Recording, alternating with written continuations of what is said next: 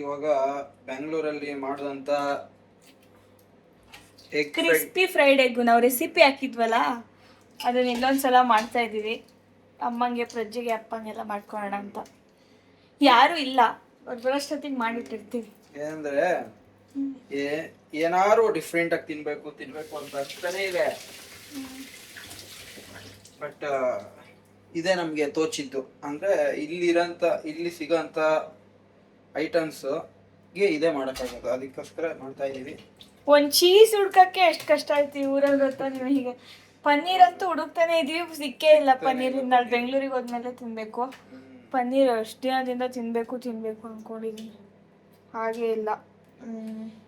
ನೋಡೋಣ, ಸಿಕ್ಕಿದ್ರೆ ಪನ್ನೀರ್ ಮಾಡೋದು. ಕೇಳಿದ್ರೆ ಖಾಲಿ ಆಯ್ತು, ಇವತ್ತು ಖಾಲಿ ಆಯ್ತು ಅಂತಾರೆ ಅಲ್ವಾ. ಮೊಟ್ಟೆ ಹೆಂಗೆ ಗೊತ್ತಾ,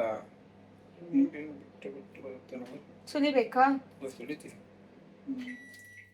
ಓಕೆ, ಈಗ ಇವಳು ಬ್ರೆಡ್ ಕ್ರಮ್ಸ್ ಮಾಡ್ತಿದ್ದೆ. ಬ್ರೆಡ್ ಕ್ರಮ್ಸ್ ಮಾಡೋಕ್ಕೆ ಬ್ರೆಡ್ಡನ್ನೆಲ್ಲ ಮೈಕ್ರೋವೇವಲ್ಲಿ ಇಟ್ಟು ಸ್ವಲ್ಪ ಹಾರ್ಡ್ ಮಾಡಿಬಿಟ್ಟು ಆಮೇಲೆ ಅದನ್ನ ಮಿಕ್ಸಿ ಜಾರ್ಗೆ ಹಾಕಿ ಇದು ರುಬ್ಬೋದು ಅಲ್ವಾ? ಹೌದು ಅಲ್ಲ. ಬಿಸಿ ರೆಡಿ ಆಗಿದೆ. ಎಷ್ಟು ಬಂದಿದೆ? 1 2 3 ಎಲ್ಲರಿಗೂ 4 ಪೀಸ್ ಸಿಗುತ್ತೆ. 16 ಪೀಸ್ ಆಗಿದೆ. ಅಪ್ಪಂಗೆ ಗ್ಯಾಸ್ಟ್ರಿಕ್ ಇರೋದ್ನ ಅಪ್ಪ ತಿನ್ನಲ್ಲ, ಏನ್ ಕೊಟ್ರು ತಿನ್ನೋದೇ ಇಲ್ಲ. ಮೊಟ್ಟೆ ಅಂತೂ. ಓಕೆ, ಈಗ ಟೇಸ್ಟ್ ಮಾಡಿ ನೋಡಿ ಹೇಗಿದೆ. ಪ್ರಜು ನೋಡೋ ಟೇಸ್ಟ್ ಮಾಡಿ. ಪುಷ್ಪ ಅಂಡ್ ಸನ್ ಇಂದ ಟೇಸ್ಟ್. ಇದಕ್ಕೆ ಪೆರಿ ಬೇಕಾದ್ರೆ ಹಾಕೊಂಡು ತಿನ್ಬೋದು. ಪೆರಿ ಪೌಡರ್ ಬೇಕಾದ್ರೆ ಹಾಕಿ. ಹೆಂಗಿದೆ ಪ್ರಜು? ಪೆರಿ ಹಾಕೊಂಡು ನೋಡೋಣ. ಸೂಪರ್ ಆಗಿರುತ್ತೆ. ಇದು ಹೆಲ್ದಿ ಅಲ್ವಾ? ಮೊಟ್ಟೆ ಅಲ್ಲ, ಹೆಲ್ದಿ. ಬೇರೆ ಏನು ಹಾಕಲ್ಲ, ಚೀಸ್ ಹಾಕ್ತೀವಿ ಅಷ್ಟೇ. ಡ್ಯೂಟಿಗೆ ಹೋಗಿ ಬರೋದ್ರೊಳಗೆ ಗಂಟೆ ಒಂದು ರೆಸಿಪಿ ಮಾಡಿದ್ರ. ಆಕ್ಚುಲಿ ತೋರಿಸಿದ್ವಿ ನಾವು ರೆಸಿಪಿ. ಚೆನ್ನಾಗಿದೆಯಾ ಪ್ರಜು? ಇಷ್ಟ ಆಯ್ತಾ? ಪ್ರಜ್ಜುಗೆ ಇಷ್ಟ ಆಯ್ತು, ಅಮ್ಮಗೂ ಇಷ್ಟ ಆಯ್ತು. ನಂಗ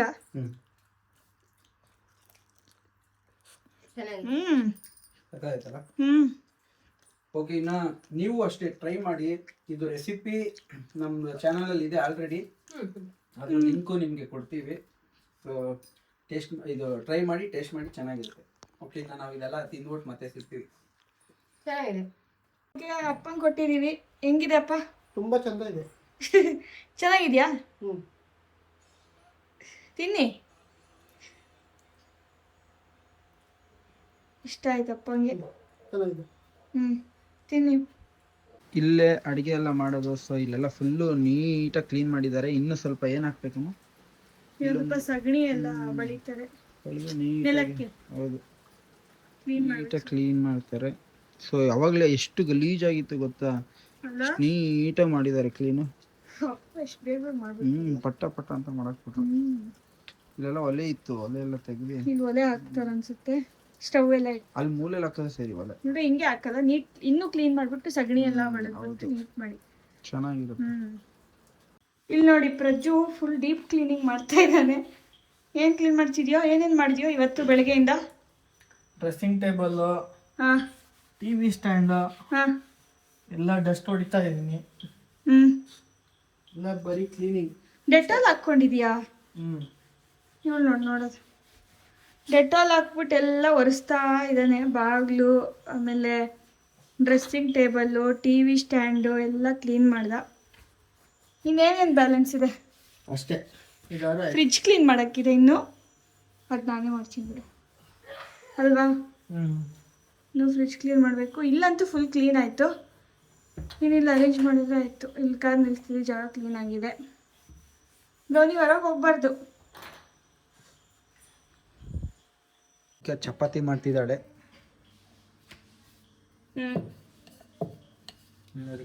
ಫುಲ್ ಹಾಕಿ ಇಟ್ಟಿದ್ದಾಳೆ. ಯಾಕೆ ಇನ್ನೂ ಸುಡ್ತಿಲ್ವಾ? ಇತ್ತೀಚಿಗೆ ನೈಟ್ ಅನ್ನ ತಿನ್ನೋದ್ರೆ ಬೋರಿಂಗ್ ಆಗಿಬಿಟ್ಟಿದೆ ಅಲ್ವಾ. ನನಗೆ ಇಷ್ಟನೇ ಆಗಲ್ಲ ಅನ್ನ ತಿನ್ನೋಕ್ಕೆ. ನನಗಿಷ್ಟ.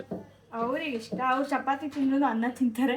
ನಾನು ಚಪಾತಿ ತಿಂದ್ರೆ ಬರೀ ಚಪಾತಿ ಮಾತ್ರ ಹಂಗೆ ಎಸ್ಕೇಪ್ ಆಗ್ಬಿಡ್ತೀನಿ. ಅಂದ್ರೆ ಇಲ್ಲಿ ಬಂದ್ರೆ ನಮ್ಗೆ ಏನಂದ್ರೆ ಡೈಲಿ ಚಿಕನ್ ಬೇಕು. ಅಂದ್ರೆ ಅಲ್ಲಿದ್ದಾಗ್ಲೂ ಚಿಕನ್ ಬೇಕು, ಇಲ್ಲಿದ್ದಾಗ ಅಂದ್ರೆ ಇಲ್ಲಿ ಮಟನ್ ತಿಂತಿಲ್ಲ ನಾವು. ಮಟನ್ ಚೆನ್ನಾಗಿಲ್ಲ ಇಲ್ಲಿ. ಚೆನ್ನಾಗೇ ಇರಲ್ಲ. ಚೆನ್ನಾಗಿಲ್ಲ ಅಲ್ಲ, ಒಂದು ಚೂರು ಚೆನ್ನಾಗಿರಲ್ಲ. ಹೆಂಗೆ ಅಂದ್ರೆ ವಿಸಿಲ್ ಹಾಕಿದ್ರು ಬೇಯಲ್ಲ ಅಂತರ. ಚಿಕನ್ ಗತಿ ಅಂತ ಚಿಕನ್ ತಿಂತಿದೀವಿ, ಮೊಟ್ಟೆ ತಿಂತಿದೀವಿ, ಮತ್ತೆ ಮೀನು ಅದೇ ಒಳ್ಳೆ ಮೀನು ತಿನ್ಬಾರ್ದು. ಮಟನ್ನು ನಾವು ಅವತ್ತು ತಂದಿದ್ವಲ್ಲ ಅದೇ ಲಾಸ್ಟ್ ಅಲ್ಲ, ತಿಂದೇ ಇಲ್ಲ. ನಾವು ಅಲ್ಲಿಂದ ಬರ್ತಾ ಒಳ್ಳೆ ಮಟನ್ ತಂದಿದ್ವಿ, ಫ್ರೀಸ್ ಮಾಡ್ಬಿಟ್ಟು ತಗೊಂಬಂದಿದ್ವಿ ಅಷ್ಟೇ. ಅದೇ ಒಂದು 3 ದಿನ ಬಂತ. ಚೆನ್ನಾಗಿತ್ತು ಅದು, ಸಖತ್ತಾಗಿತ್ತು. ಇಲ್ಲೂ ಹಂಗೆ ಕೊಟ್ರೆ ಎಷ್ಟು ಚೆನ್ನಾಗಿರುತ್ತೆ. ಯಾಕೋ ಗೊತ್ತಿಲ್ಲ, ಇಲ್ಲಿ ಒಂಥರ ತುಂಬಾ ಗಟ್ಟಿ. ಇಲ್ಲಿ ತುಂಬಾ ಗಟ್ಟಿ ಮತ್ತೆ ತುಂಬಾ ಏನಂತಾರೆ ಬಲ್ತೋಗ್ಬಿಟ್ಟಿರುತ್ತೆ. ಬಲ್ತೋಗಿರುತ್ತಲ್ಲ ಅದಕ್ಕಿನ್ನ ಬಲ್ತೋಗಿರುತ್ತೆ ಮಟನ್, ಆ ಥರ ಇರುತ್ತೆ. ಅದಕ್ಕೆ ಅಷ್ಟೊಂದು ಇದಾಗಲ್ಲ. ಇನ್ನು ಊಟ ಮಾಡೋದು, ಊಟಕ್ಕೆ ನಮಗೆ ಏನೇನು ಅಂದರೆ ಚಪಾತಿ, ಚಿಕನ್ನು, ಅನ್ನ ಮತ್ತು ಇನ್ನೊಂದೇನದು ಅದು ನೆನ್ನೆ ತಂದಿಲ್ಲ ಕೋರಿ ರೊಟ್ಟಿ ತಿನ್ನೋದು, ಮಲಗೋದು ಅಷ್ಟೇ. A few moments later. ಇವಾಗ ಪೂಜೆ ಏನಕ್ಕೆ ಹಿಂಗೆ ಕೂತಿರೋದು ಅಂದರೆ ಡಾಕ್ಟ್ರ್ ಹತ್ರ ಸರಿಯಾಗಿ ಬೈಸ್ಕೊಂಡ್ಲು. ಸೊ ಏನಕ್ಕೆ ಏನು ಅಂದ್ಬಿಟ್ಟು ಅವಳೇ ಹೇಳ್ತಾಳೆ. ಏನಕ್ಕೋಸ್ಕರ ಬೈದರು ಫಸ್ಟು? ಏನ್ ಮಾಡಬಾರ್ದು ಅದನ್ನೇ ಮಾಡಿದ್ದೆ ಪ್ರೆಗ್ನೆನ್ಸಿಯಲ್ಲಿ, ಅದಕ್ಕೆ ಬಯಸ್ಕೊಂಡ್ಬಿಟ್ಟೆ. ಅಂದರೆ ಈ ಪ್ರೆಗ್ನೆಂಟ್ ಇರೋರು ಮಾಡದೇ ಇರೋಂಥ ತಪ್ಪುಗಳು. ಸೊ ಏನಂದರೆ ಫಸ್ಟ್ ಮಿಸ್ಟೇಕ್ ಏನಂದ್ರೆ 4th ಮಂತಿಗೆ ಅದೇನೋ TD ಏನು ವ್ಯಾಕ್ಸಿನ್ ಹಾಕ್ಸ್ಬೇಕಿತ್ತಂತೆ, ಅದನ್ನ ಹಾಕ್ಸೇ ಇರ್ಲಿಲ್ಲ. ನಾನು ಇವಾಗ 7th ಮಂತಿಗೆ ಹಾಕ್ಸ್ಕೊಂಡಿದ್ದೀನಿ. ಅದಕ್ಕೆ ನಮ್ಮ ಬ್ಯಾಂಗ್ಳೂರಲ್ಲಿ ಡಾಕ್ಟರ್ ಇದಾರಲ್ಲ, ಅವರೇ ಒಂಥರ ಡಿಫ್ರೆಂಟು. ಆಕ್ಚುಲಿ ಕೈ ಕೊಡ್ಬೇಕಂತೆ, ಅವರು ಸೊಂಟು ಕೊಟ್ಟಿದ್ರು. ಒಂದ್ ವಾರ ನಡಿಯಕ್ಕಾಗಿರ್ಲಿಲ್ಲ. ಅಂದ್ರೆ ಕೆಲವರು ಗೊತ್ತಿಲ್ಲ, ಕೆಲವರು ಸೊಂಟಕ್ಕೆ ಅಂದ್ರೆ ಪೇಯ್ನ್ ಬರಬಾರ್ದು ಅಂತ ಸೊಂಟು ಕೊಡ್ತಾರೆ. ಅದು ನೋಡಿದ್ರೆ ಇವಳು ತುಂಬಾ ಪೇಯ್ನ್ ಬಂದಿತ್ತು. ಸೊ ಈಗ ಇವಳು ತಗೊಂಡಿದ್ದು ಕೈಗೆ ಅಲ್ವಾ. ಈ ಸಲ ಕೈ ಕೊಟ್ರು ಬರೀ 2 ಡೇಸ್ ಇತ್ತು ಅಷ್ಟೇ ಪೇಯ್ನು. ಆಮೇಲೆ ಅವರೇ ಹೇಳಿದ್ರು, ಅದು ಯಾರು ನಿಮಗೆ ಬ್ಯಾಕಿಗೆ ಹಾಕಿದ್ರು, ಅದು ಬ್ಯಾಕಿಗೆ ಹಾಕ್ಬಾರ್ದು, ಕೈಗೆ ಹಾಕ್ಬೇಕು ಅಂತ. ಬ್ಯಾಕ್ ಅಲ್ಲ, ಸೊಂಟ. ಅದೇ ಸೊಂಟ. ಬ್ಯಾಕ್ ಅಂದ್ರೆ ಬೆನ್ನು ಅಲ್ವಾ? ಬೆನ್ನು, ಸಾರಿ, ಬ್ಯಾಕ್ ಅಲ್ಲ, ಸೊಂಟಕ್ಕೆ ಹಾಕಿದ್ರು. ಅದೆಷ್ಟು ಪೇಯ್ನ್ ಅಂದ್ರೆ ದೇವರೇ, ಒಂದ್ ವಾರ ಎದ್ದೇ ಇರ್ಲಿಲ್ಲ. ಐಸ್ ಪ್ಯಾಕ್ ಇಟ್ರು ಹೋಗ್ತಾನೆ ಇರ್ಲಿಲ್ಲ. ಮತ್ತೆ ಆಕ್ಚುಲಿ 4 months ಒಳಗಡೆನೆ ಈ 2 ಇಂಜೆಕ್ಷನ್ ಮುಗ್ದೋಗಿರ್ಬೇಕಂತ ಐತಂತೆ. ಸೊ ಇವಳಿಗೆ 7 monthಗೆ ಇವಾಗ ಎರಡನೇ TD ಇಂಜೆಕ್ಷನ್ ತಗೊಂಡಿದ್ದವಳು. ಸೊ ಅಂದ್ರೆ ಕೇರ್ಲೆಸ್ ಮಾಡಿದ್ರ ಏನು ಅಂತ ನಮ್ಗೆ ಗೊತ್ತಿಲ್ಲ. ಕೇರ್ಲೆಸ್ ಮಾಡಿದ್ರು ಅಂತ ನನಗೆ ಅನ್ಸ್ತಿದೆ. ಯಾಕಂದ್ರೆ ನಾವು ಇಲ್ಲಿಗೆ ಬರೋಕ್ಕೂ ಮುಂಚೆನೆ ಡಾಕ್ಟರ್ ಹತ್ರ ಕೇಳಿದ್ವಿ ಅಲ್ಲಿ. ಅವರು ಏನು ಆಗಲ್ಲ, ನೀವು ಬಂದ್ಮೇಲೆ ತಗೋ.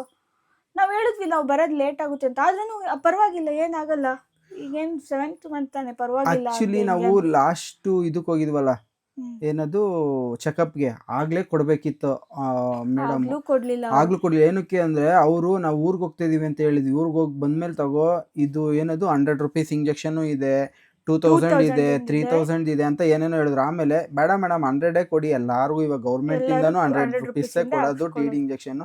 ಆಮೇಲೆ ನಿಮ್ ಫ್ರೆಂಡ್ಸ್ಗಳು ಅವ್ರು ಇವ್ರ ಮಾತು ಕೇಳ್ಬಿಟ್ಟು ಆಮೇಲೆ ನನ್ಗೆ ಇದ್ ಮಾಡ್ಬಾರ್ದಲ್ವಾ ಅಂತ ಹೇಳಿದ್ರು.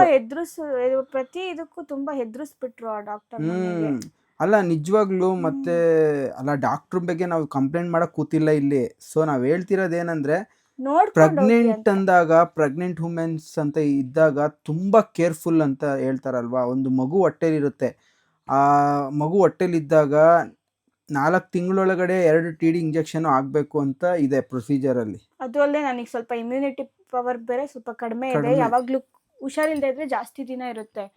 ಅದೊಂದು ಸರಿಯಾಗಿ ಬೈದ್ರು. ಸುಮ್ಮನೆ ಏನು ಗೊತ್ತಾ, ಮತ್ತೆ ನಾವು ಅಲ್ಲಿ ಬಂದು ಇವ್ರಿಗೆ ದುಡ್ಡು, ನಾವು 2000 ಇಂಜೆಕ್ಷನ್ ಕೊಡ್ಸ್ಕೊತೀವಿ ಅಂತಾನೆ ಅವರು ಇದಾಗಿದ್ರು ಅನ್ಸುತ್ತೆ. ಸೊ ಅದಕ್ಕೋಸ್ಕರ ಬಂದು 2000 ಇಂಜೆಕ್ಷನ್ ತಗೊಂತಾರೆ ಅನ್ಬಿಟ್ಟು ಇದಾಗ್ಬಿಟ್ಟಿದ್ರು. 2000 ದೊಡ್ಡದಲ್ಲ, ಬಟ್ ಇದು ಅದು ಎರಡು ಒಂದೇ. ಏನದು ಇದಾಗ್ಬಿಡುತ್ತೆ. ಏನಂದ್ರೆ ಇವಾಗ 4 ತಿಂಗಳಲ್ಲಿ 7 ತಿಂಗಳಾದ್ಮೇಲೆ TD ಇಂಜೆಕ್ಷನ್ ಅಲ್ಲಿ ಅದೊಂಥರ ತುಂಬಾ ಲೇಟ್ ಆಯ್ತು ಅಂದ್ರು ಇವರು ಇಲ್ಲಿರೋ ಡಾಕ್ಟರ್. ಮತ್ತೆ ನೆಕ್ಸ್ಟ್ ಏನಕ್ಕೆ ಬೈದಿದ್ದು? ನೆಕ್ಸ್ಟ್ ಏನಂದ್ರೆ, ನಾನು ತುಂಬಾ ಹೊತ್ತು ನಿಂತ್ಕೊಳ್ತಿದ್ದೆ ಒಂದೇ ಕಡೆ. ದಯವಿಟ್ಟು ಯಾರು ನಿಂತ್ಕೋಬೇಡಿ ಒಂದೇ ಕಡೆ, ಯಾಕಂದ್ರೆ ಬೇಬಿಗೆ ಬ್ಲಡ್ ಹೋಗಲ್ಲ, ಬ್ಲಡ್ ಸರ್ಕ್ಯುಲೇಟ್ ಕಡಿಮೆ ಆಗುತ್ತೆ. ವಾಕ್ ಮಾಡ್ತಾ ಇರ್ಬೇಕು, ಒಂದೇ ಕಡೆ ಕೂತಿರೋದು ಅಥವಾ ನಿಂತಿರೋದು ಮಾಡಬಾರ್ದು.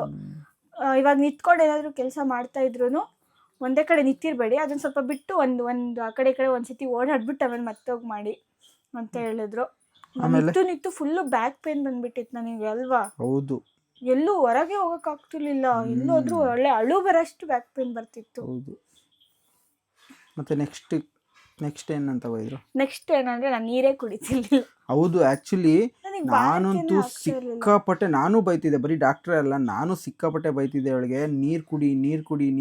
ನೀರಂತೂ ಮುಟ್ತಾನೆ ಇರ್ಲಿಲ್ಲ. ಬಟ್ ಕುಡಿತಿದ್ಲು, ಎಷ್ಟು ಬೇಕು ಕುಡಿತಿರ್ಲಿಲ್ಲ. ಬರೀ ಬ್ರೇಕ್ಫಾಸ್ಟ್ ಆದ್ಮೇಲೆ ಸ್ವಲ್ಪ ಕುಡಿತಿದ್ದೆ, ಆಮೇಲೆ ಟ್ಯಾಬ್ಲೆಟ್ ಜೊತೆಗೆ ಸ್ವಲ್ಪ ನೀರು ಕುಡಿತಿದ್ದೆ, ಆಮೇಲೆ ಮತ್ತೆ ಮಧ್ಯಾಹ್ನ ಊಟ ಆದ್ಮೇಲೆ ಕುಡಿತಿದ್ದೆ ಸ್ವಲ್ಪ, ರಾತ್ರಿ ನಾನೇನಾದ್ರು ಬೈದು ನೀರು ಕುಡಿಸೋದು ಸ್ವಲ್ಪ ಕುಡಿದ್ಬಿಟ್ಟು ಆಮೇಲೆ ಕೋಪ ಮಾಡ್ಕೊಳ್ಳೋದು. ಕುಡಿತಿರ್ಲಿಲ್ಲ. ಆಕ್ಚುಲಿ ನೀರ್ ಚೆನ್ನಾಗಿ ಕುಡಿಬೇಕು. ನಾನು ಅದೇ ಹೇಳಿದ್ದು, ಫಸ್ಟ್ ನೀರ್ ಎಷ್ಟು ಕುಡಿತೀಯ ನೀನು ಅಷ್ಟು ನಿನಗೆ ಒಳ್ಳೇದು. ಇವಾಗ ನಾನು ನೀರ್ ಜಾಸ್ತಿ ಕುಡಿತಿದ್ದೀನಿ, ಅದಕ್ಕೆ ಸ್ವಲ್ಪ ಮೂವ್ಮೆಂಟ್ ನಾನು ಜಾಸ್ತಿ ಆಗ್ತಿದೆ ಬೇಬಿದು. ನಾನು ಯಾವತ್ ನೀರ್ ಕುಡಿಯಲ್ವೋ ಅವತ್ತು ಆಗೋದೇ ಗೊತ್ತಾಗಲ್ಲ. ಅದಕ್ಕೆ ನೀರು ಜಾಸ್ತಿ ಕುಡೀರಿ. ಹಂಗಂತ ಒಂದೇ ಸತಿ 1-2 ಲೀಟ್ರ್ 3 ಲೀಟ್ರ್ ಕುಡಿಬೇಡಿ, ಸ್ವಲ್ಪ ಒಂದೊಂದು ಲೋಟ ಕುಡಿತಾ ಇರ್ಬೇಕು ಅವಾಗವಾಗ. ಮತ್ತೆ ಇನ್ನೊಂದು ಹೇಳೋದು ಮರ್ತಿದ್ದೆ ನಾನು, ನಾವು ಬೆಂಗಳೂರಲ್ಲಿ ತೋರಿಸ್ತಿದ್ದ ಡಾಕ್ಟರ್ಗೆ ನೀವು ಎಲ್ಲೇ ಚೆಕಪ್ ಮಾಡಿಸಿ ಏನೇ ಮಾಡಿಸಿ ನನಗೆ ನೀವು ಫೋನ್ ಮಾಡಿ ಹೇಳಿ, ಇಲ್ಲಾಂದರೆ ಇಮಿಡಿಯೇಟಾಗಿ ಮೆಸೇಜ್ ಮಾಡಿ, ನಾನು ಏನಿದು ರಿಪ್ಲೈ ಮಾಡ್ತೀನಿ, ನೀಟಾಗಿ ಹೇಳ್ತೀನಿ ಅಂತ ಹೇಳಿದರು. ನಾವು ಹಂಗೇನೆ ಇದು ಎಲ್ಲ ಚೆಕಪ್ ಎಲ್ಲ ಮಾಡಿಸಿ ಅವ್ರಿಗೆ ಎಲ್ಲ ಬ್ಲಡ್ ಟೆಸ್ಟ್ ಎಲ್ಲ ಕಳಿಸಿದ್ರು. 2 ದಿನ ಆದರೂ ರೆಸ್ಪಾಂಡ್ ಮಾಡಲಿಲ್ಲ. ಈ ಥರ ಡಾಕ್ಟರ್ ಎಲ್ಲ ಈ ಥರ ದುಡ್ಡು ಮಾಡೋಕ್ಕೆ ಅಂತ ಇರಬಾರ್ದು. ಆ್ಯಕ್ಚುಲಿ ಡಾಕ್ಟರ್ಗಳು ಆ ಥರ ಮಾಡಬಾರ್ದು. ಆ್ಯಕ್ಚುಲಿ ಎಷ್ಟು ಬೇಜಾರಾಯ್ತು. ನಾವು ಇಲ್ಲಿ ತೋರಿಸಿದ್ವಿ ಅಂದ್ಬಿಟ್ಟು ಅಲ್ಲಿ ಕೋಪ ಮಾಡ್ಕೊಂಡ್ರೆ ಏನದು? ಪೇಷಂಟ್ ಎಲ್ಲಿದ್ರೆ ಏನಂತೆ? ಈಗ ನೀವು ನಿಮ್ಮ ಹತ್ರ ಬಂದಾಗ ನಾವು ಚೆಕಪ್ ಮಾಡಿಸಿದ್ವಿ ಅಲ್ವಾ, ಇಲ್ಲಿ ಬಂದಾಗ ನಾವು ಊರಲ್ಲಿ ಇದೀವಿ ಅಂತ ನಿಮ್ಗೆ ಹೇಳ್ಬಿಟ್ಟೆ ಬಂದಿದ್ವಿ. ನಾವು ಕೋಪ ಮಾಡ್ಕೊಬಾರ್ದು. ಡಾಕ್ಟರ್ ಆದವರು ಅದೇ ಅವ್ರ ಹತ್ರನೇ ಬರ್ಲಿ ಅಂತ, ಇಂಜೆಕ್ಷನ್ 7 ತಿಂಗಳಾದ್ರೂ ಪರವಾಗಿಲ್ಲ ಬನ್ನಿ ಅನ್ನೋದು, 7 months ಆದ್ರೂ ಪರವಾಗಿಲ್ಲ ಈಗ ಮಾಡಿಸ್ಬೋದು ಬಂದು ಅಂತ ಹೇಳೋದು. ಮತ್ತೆ ನೆಕ್ಸ್ಟ್ ಏನಂತ ಬೈದ್ರು? ಮತ್ತು ನೆಕ್ಸ್ಟ್ ಮಾಡಿದ ತಪ್ಪೇನಂದರೆ ಊಟ ಲೇಟಾಗಿ ಮಾಡೋದು. ಒಂದೊಂದ್ಸತಿ ಮಧ್ಯಾಹ್ನ ಲಂಚನ್ನೇ ಸ್ಕಿಪ್ ಮಾಡ್ತಿದ್ದೆ ನಾನು. ಬೆಳಿಗ್ಗೆನೂ ಲೇಟಾಗಿ ಮಾಡ್ತಾ ಇದ್ವಿ ಬ್ರೇಕ್ಫಾಸ್ಟ್ ಅಲ್ವಾ. ಹೌದು, ಸಿಕ್ಕಾಪಟ್ಟೆ ಲೇಟಾಗಿ ಮಾಡ್ತಿದ್ವಿ. 10:30 ಮಾಡ್ತಿದ್ವಿ ಬ್ರೇಕ್ಫಾಸ್ಟು. ಆಮೇಲೆ ಮಧ್ಯಾಹ್ನದ ಲಂಚು 3 ಗಂಟೆಗೆಲ್ಲ ಮಾಡ್ತಾ ಇದ್ವಿ. ನಮಗೆ ಗೊತ್ತಿರ್ಲಿಲ್ಲ, ಅಂದ್ರೆ ನಾನು ನಾರ್ಮಲ್ ಆಗಿರೋ ಥರನೇ ಇರ್ತಿದ್ದೆ, ಹಸ್ವಾದಾಗ ಮಾಡ್ತಾ ಇದ್ದೆ. ನಮ್ಮ ಅಮ್ಮ ಎಲ್ಲ ಹೇಳ್ತಿದ್ರು, ಅದು ನಾವು ಕೇಳಿಸ್ಕೊಳ್ತಾನೆ ಇರ್ಲಿಲ್ಲ, ಹೇಳಿದ ಮಾತು ಕೇಳ್ತಾ ಇರ್ಲಿಲ್ಲ. ಅದಕ್ಕೆ ಅದೊಂದು ಅಂದ್ರೆ ಈಗ ಏನ್ ಗೊತ್ತಾ, ಆಮೇಲೆ ಈಗ ಸಡನ್ ಆಗಿ ಗೊತ್ತಾಗಲ್ಲ ಅದು. ಸೊ ಬರ್ತಾ ಬೇಬಿ ಅದೇ ವೆಯ್ಟ್ ಅದೆಲ್ಲ ಗೊತ್ತಾಗುತ್ತೆ. ಮತ್ತೆ ಅದಕ್ಕೋಸ್ಕರ ಬೇಬಿ ಚೆನ್ನಾಗಿರ್ಬೇಕು ಅಂದ್ರೆ, ಸೊ ಅಂದ್ರೆ ಒಂದು ಪ್ರೆಗ್ನೆಂಟ್ ಆಗಿರೋ ವುಮೆನ್ನು ಅವ್ರ ತನನ ಬಿಟ್ಟು, ಸೊ ಫಸ್ಟು ಮಗು ಹುಟ್ಟ ಗಂಟ ಅವ್ರ ಮಗುಗೆ ಏನೇನು ಬೇಕು ಅವರು ಅದನ್ನ ಮಾಡಬೇಕಾಗುತ್ತೆ. ಸೊ ಅವ್ರ ತನನ ಅವ್ರು ಬಿಟ್ಬಿಡ್ಬೇಕಾಗುತ್ತೆ ಆ ಟೈಮಲ್ಲಿ. ಆಮೇಲೆ ಬೇಕಾದ್ರೆ ಮಗು ಆದಮೇಲೆ ಹೆಂಗೆ ಬೇಕಾದ್ರೆ ಇರ್ಬೋದು. ಸೊ ಅದು ನಾನು ನಿನಗೂ ಹೇಳ್ತಾ ಇದ್ದೀನಿ. ಹೌದು, ಇವಾಗ ಕರೆಕ್ಟಾಗಿ ಮಾಡ್ತಾ ಇದ್ದೀವಿ. ಇನ್ನು ಊರಿಗೆ ಹೋದ್ಮೇಲೂ ಕರೆಕ್ಟಾಗಿ ಮಾಡ್ತೀವಿ, ಗೊತ್ತಾಗಿದೆ. ಮತ್ತೆ ಇನ್ನೊಂದು ಕರೆಕ್ಟಾಗಿ ನೀಟಾಗಿ 1 hour ಆದ್ರೂ ಮಲಗಬೇಕಂತೆ ದಿನದಲ್ಲಿ ಮಧ್ಯಾಹ್ನ. ಹಂಗಂತ ಜಾಸ್ತಿ ಮಲಗಿದ್ರೆ ರಾತ್ರಿ ನಿದ್ರೆ ಬರಲ್ಲ. ಮತ್ತೆ ರಾತ್ರಿ ಲೇಟಾಗಿ ಮಲಗ್ತಿದ್ವಿ ನಾವು. ಎಷ್ಟೊತ್ತಿಗೆ ಮಲಗ್ತಿದ್ವಿ ಅಂದ್ರೆ ನೈಟ್ 2 o'clock, ಮಾರ್ನಿಂಗ್ ಮಲಗ್ತಾ ಅಲ್ವಾ. ಹೌದು, ಅಂದ್ರೆ ನಮ್ದು ಎಡಿಟಿಂಗ್ ಆಗ್ಲಿ, ಇವ್ರು ಎಡಿಟ್ ಮಾಡ್ತಾ ಇರ್ತಿದ್ರು, ನಾನು ಸುಮ್ನೆ ಇದು ರೀಲ್ಸ್ ನೋಡ್ತಾ ಕೂತಿರ್ತಿದ್ದೆ. ಅಂದ್ರೆ ಒಂದ್ ಹೇಳ್ಬಿಡ್ತೀನಿ ನಾನು, ನಂದು ಬರೀ ವ್ಲಾಗ್ ಎಡಿಟಿಂಗ್ ಅಲ್ಲ, ಸೊ ನಂದು ಕೆಲ್ಸದ ಎಡಿಟಿಂಗು ಇರುತ್ತೆ. ಅದಕ್ಕೋಸ್ಕರ ಲೇಟ್ ಆಗ್ತಿತ್ತು ತುಂಬಾ. ಅದಕ್ಕೆ ಇವಳು ಹಂಗೆ ನೋಡಿ ಹಂಗೆ ಎಚ್ಚರ ಇದ್ದು ಅಭ್ಯಾಸ ಆಗ್ಬಿಟ್ಟಿತ್ತು. ಇವಾಗ್ಲೂ ಆಕ್ಚುಲಿ ಅಭ್ಯಾಸ ಆಗಿದೆ, ಬಟ್ ಆದ್ರೂ ನಾನೇ ಬೇಗ ಮಲಗಿಸ್ಬಿಡ್ತೀನಿ ಅವಳಿಗೆ. ಮಲ್ಕೊಂಬಿಡು ನೀನು. ಇವಾಗ 12 ಗಂಟೆಗಾದ್ರೂ ಟ್ರೈ ಮಾಡ್ತೀನಿ. ಮೊದ್ಲೆಲ್ಲ 2 ಗಂಟೆ ಆದ್ರೂ ಮಲಗ್ತಾನೆ ಇರ್ಲಿಲ್ಲ ನಾವು. ಹೌದು, ನಿದ್ರೆನೇ ಬರ್ತಾ ಇರ್ಲಿಲ್ಲ. ಮತ್ತೆ ಸೆಕೆ ಬೇರೆ ಇತ್ತಲ್ವಾ, ಸಮ್ಮರ್. ನೋಡಿದ್ರ ಇಷ್ಟು ತಪ್ಪು. ಪ್ರೆಗ್ನೆಂಟ್ಸ್ ಆಗಲಿ ಈ ಥರ ತಪ್ಪು ಮಾಡಕ್ಕೆ ಹೋಗಬೇಡಿ ದಯವಿಟ್ಟು. ಆಮೇಲೆ ಮಗುಗೂ ಪ್ರಾಬ್ಲಮ್ ಆಗುತ್ತೆ, ತಾಯಿಗೂ ಪ್ರಾಬ್ಲಮ್ ಆಗುತ್ತೆ. ಅದೇ ಡಾಕ್ಟ್ರು ಬೈದಿದ್ದು. ಎಕ್ಸರ್ಸೈಸ್ ಮಾಡಕ್ಕೆ ಹೇಳಿದ್ದಾರೆ ಇವಾಗಿಂದ, ಡಕ್ ವಾಕ್ ಎಲ್ಲ ಮಾಡಕ್ಕೆ ಹೇಳಿದ್ದಾರೆ. ಸೊ ಬೇಬಿ ಮೂವ್ಮೆಂಟ್ ಎಲ್ಲ ಹೆಂಗಿದೆ ಈಗ? ಇವಾಗ ಫುಲ್ ಕಿಕ್ ಎಲ್ಲ ಫೀಲ್ ಆಗುತ್ತೆ, ಜೋರಾಗೆ ಫೀಲ್ ಆಗುತ್ತೆ, ಭಯ ಆಗುತ್ತೆ ನನ್ಸಲಿ ಅಲ್ಲ. ಜಾಸ್ತಿ ಒದಿಯುತ್ತೆ. ಒಂದೊಂದ್ಸಲ ಜೋರಾಗಿ ಒದಿಯುತ್ತೆ. ಮತ್ತು ನನ್ನ ನೋಡಿದ್ರೆ ಯಾರು ಪ್ರೆಗ್ನೆಂಟ್ ಅಂತ ಹೇಳೋದಿಲ್ಲ. ನನ್ನ ಹೊಟ್ಟೆ ಸಣ್ಣ ಇದೆ, ಅದಕ್ಕೂ ನಾವು ಭಯ ಪಟ್ಕೊಂಡ್ಬಿಟ್ಟಿದ್ವಿ. ಏನಿಲ್ಲ, ನನ್ನ ಹೊಟ್ಟೆ ಇನ್ನೂ ದೊಡ್ಡನೇ ಆಗಿಲ್ವಲ್ಲ, ತುಂಬ ಸಣ್ಣ ಇದೆ. ಯಾರು ನಂಬ್ತಾನೆ ಇರಲಿಲ್ಲ ನಾನು ಪ್ರೆಗ್ನೆಂಟ್ ಅಂತ ಹೇಳಿದ್ರೆ ಅಲ್ವಾ. ಅರ್ಜುನ್ ಫ್ರೆಂಡ್ಸ್ ಎಲ್ಲ ನಗಾಡ್ತಿದ್ರಂತೆ ಪ್ರೆಗ್ನೆಂಟಾ ಅಂತ. ಹೌದು. ಬಟ್ ಒಬ್ಬೊಬ್ರು ಬಾಡಿ ಶೇಪಿಗೆ ತಕ್ಕಂಗಿರುತ್ತೆ. ನನ್ನ ಬಾಡಿಗೆ ಇಷ್ಟೇ, ಇಲ್ಲ ನೀನ್ ಕರೆಕ್ಟ್ ಆಗಿದೆ, ಚೂರು ದೊಡ್ಡ ಆಗ್ಬೋದು ಅಷ್ಟೇ. ಬಟ್ ಅಷ್ಟು ಗೊತ್ತಾಗಲ್ಲ ಹೊಟ್ಟೆ. ಕೆಲವ್ರಿಗೆ ಹೊಟ್ಟೆನೇ ಇರಲ್ಲ ಗೊತ್ತಾ, ಕೆಲವರಿಗೆ 7th ಮಂತಿಗೆ ತುಂಬಾ ದೊಡ್ಡ ಬಂದಿರುತ್ತೆ. ಕೆಲವ್ರು ಒಬ್ಬೊಬ್ರಿಗೆ ಒಂದೊಂದ್ ತರ ಇರುತ್ತೆ. ಸೊ ಅದ್ರೆಲ್ಲ ಏನಿಲ್ಲ. ಸೊ ಬೇಬಿ ಇವಾಗಿಗೆ ಎಷ್ಟಿರ್ಬೇಕು ಅಷ್ಟಿದೆ, ಕರೆಕ್ಟ್ ಆಗಿದೆ. ಮಗು ಎಲ್ಲ ತುಂಬಾ ಚೆನ್ನಾಗಿ ಬೆಳವಣಿಗೆ ಎಲ್ಲ ತುಂಬಾ ಚೆನ್ನಾಗಿದೆಯಂತೆ. ಸೊ ಏನು ಪ್ರಾಬ್ಲಮ್ ಇಲ್ಲ. ಬಟ್ ಈ ತರ ಇಷ್ಟಕ್ಕೆ ಬೈದ್ರು ಡಾಕ್ಟರು. ಮತ್ತೆ ಅದೇ ಹೊಟ್ಟೆ ಸೈಜಿಗೂ ಬೇಬಿಗೂ ಅದಕ್ಕೆ ಸಂಬಂಧನೇ ಇಲ್ಲ. ಹೊಟ್ಟೆ ಸಣ್ಣ ಇದೆ ಅಂತ ಯಾರು ಟೆನ್ಷನ್ ಮಾಡ್ಕೊಂಬೇಡಿ, ಬೇಬಿ ಕರೆಕ್ಟ್ ಆಗೇ ಇರುತ್ತೆ ಒಳಗೆ. ಓಕೆ, ಇಷ್ಟು ಹೇಳ್ಬೇಕಿತ್ತು, ಅದಕ್ಕೋಸ್ಕರ ನಿಮ್ಮ ಹತ್ರ ಶೇರ್ ಮಾಡ್ಕೋಬೇಕಿತ್ತು, ಮಾಡ್ಕೊಂಡ್ವಿ. ದಯವಿಟ್ಟು ಇನ್ನು ಯಾರೆಲ್ಲ ನಮ್ಮ ಚಾನಲ್ನ ಸಬ್ಸ್ಕ್ರೈಬ್ ಮಾಡ್ಕೊಳ್ಳದೆ ವಿಡಿಯೋ ನೋಡ್ತಾ ಇದ್ದೀರಾ, ದಯವಿಟ್ಟು ಪ್ಲೀಸ್ ಸಬ್ಸ್ಕ್ರೈಬ್ ಮಾಡ್ಕೊಳ್ಳಿ.